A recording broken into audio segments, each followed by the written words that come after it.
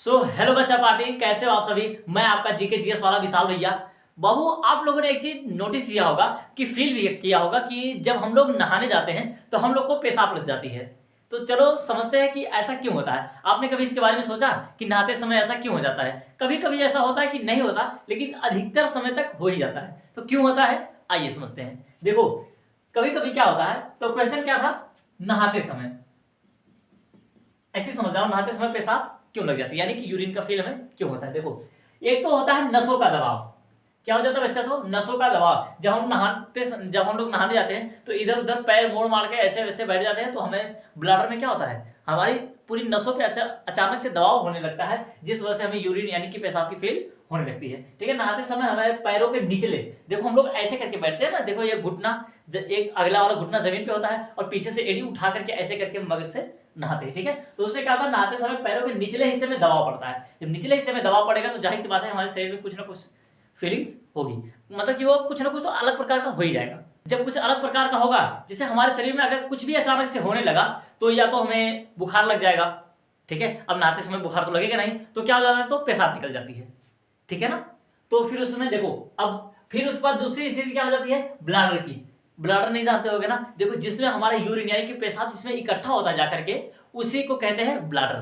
ठीक है, इसकी कैपेसिटी होती है 400 से 500 एमएल तक पानी को रोक करके, यानी कि यूरिन को रोक करके रख सकता है, उससे ज्यादा को नहीं। ब्लैडर से पहले देखो, यदि आपका ब्लैडर पहले से भरा है तो भी तो लग जाएगी। ठीक है, लेकिन जब हम बैठते हैं ना, तो हमारा ब्लैडर कहाँ होता है, तो ठीक यहाँ पीठ के नीचे।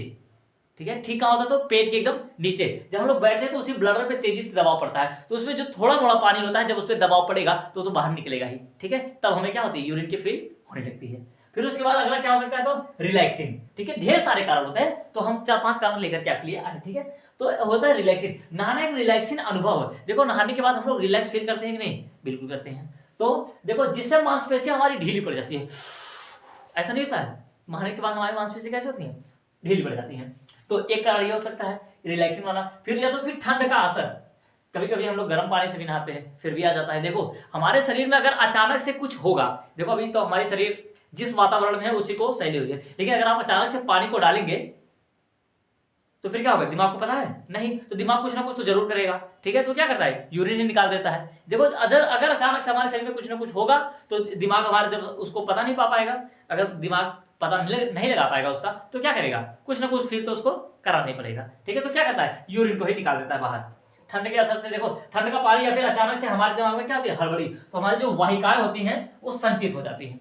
ठीक है, वो क्या हो जाती है बाबू लोग, तो संचित हो जाती है। फिर एक और देख लेते हैं, पानी की आवाज। जब पानी की आवाज हमारे मस्तिष्क तक पहुंचती है, तो हमारा मस्तिष्क क्या करता है, संकेत देता है। हमारा मस्तिष्क क्या कर देता है, तो संकेत देता है, किसको, वाहिका को देता है। तो फिर वाहिका सीधे जाती है ब्लैडर के पास, और ब्लैडर से क्या होता है, यूरिन बाहर निकलने लगता है। ठीक है ना, तो समझ में आया होगा दोस्तों कि आपको नहाते समय यूरिन यानी कि पेशाब का फील क्यों होता है। ठीक है, अब अगर आपको नहीं समझ आया है तो वीडियो को दोबारा देख लीजिएगा। तो मिलेंगे नेक्स्ट क्लास में, तब तक के लिए बेस्ट ऑफ लक।